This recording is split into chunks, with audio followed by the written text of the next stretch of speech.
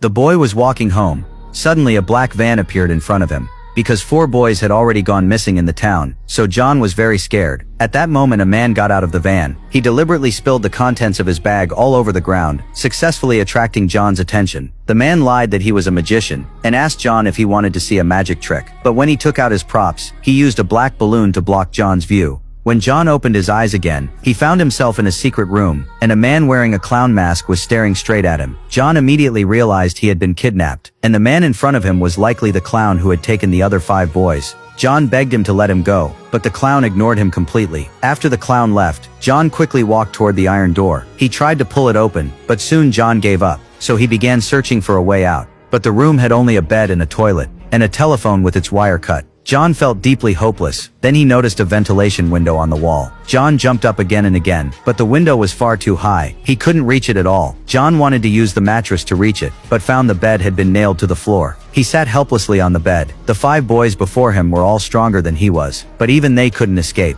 So how could he possibly have a chance? Just as John was sinking into despair, the phone behind him suddenly rang. How could a disconnected phone be ringing? John felt a chill of fear. When he walked over and picked up the phone, there was no sound from the other end. John wondered if he was hallucinating. But later that night he was woken again by the ringing. Half asleep he muttered, "Stop it already." Stop what?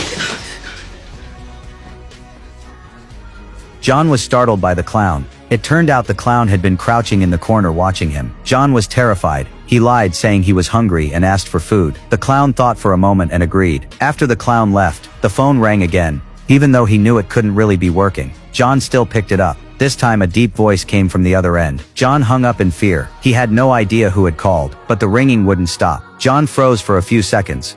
Then he walked toward the phone with determination. Maybe the person on the other end could save him. When John picked up the phone again, he immediately heard a boy's voice. The boy told him not to hang up. John asked who he was, but the boy seemed to have forgotten his own name. But he remembered John, because John was really good at baseball. Hearing that, John suddenly remembered. The boy on the other end was Jack, the first to go missing. After John reminded him, the boy finally remembered his name. Then he told John a secret. Only John could hear the voice through this phone. John asked Jack why he was calling. Jack said there was a muddy spot in the hall, covered by a square floor tile. There he could dig a tunnel to escape. But Jack was caught before finishing it. When John asked, "Do I have enough time?" Jack hung up without answering. Following Jack's instructions, John found the exact tile. He obediently began digging the tunnel. To avoid being caught, he flushed the excess dirt down the toilet, until he was completely exhausted. Then John covered the hole with a rug, and went back to bed. But soon he realized how hard this plan would be. The next morning the clown brought him breakfast, then turned and left. After the clown left, John suddenly realized something. He rushed to check, and sure enough the iron door wasn't locked.